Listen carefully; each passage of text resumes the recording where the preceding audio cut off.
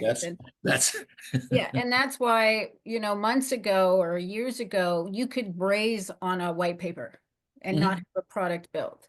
And that was one, we were working with a young man, and he didn't get to market fast enough and the market tanked. And it was like we could have raised 5 million Mhm.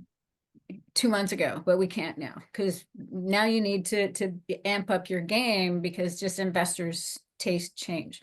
But one note I wanted to touch on, and you kind of brought it up in regards to partners and equity, and I see this mistake often a lot too, and it can kill a startup.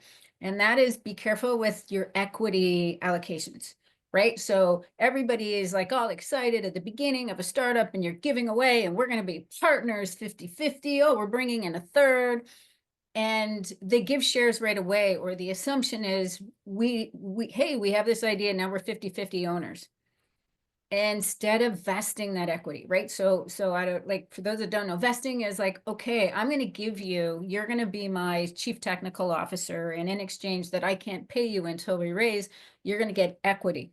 But that equity is going to be earned over time and based off of whatever your KPI or your performance metrics are.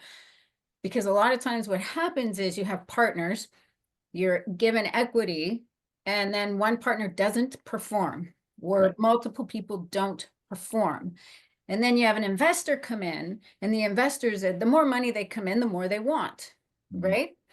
And they will look at that equity as dead equity. And they'll be like, you have to buy out, before I give you 20 million, you have to get your partners out. Because once they come in with 20 million, they now own 20, 30, 40% of that 20 million valuation. So it's lost. So they'll, you know what I mean? So investors won't come in on that. They'll be like, you have to, like, your partners aren't performing, but they own half the company. It's dead equity.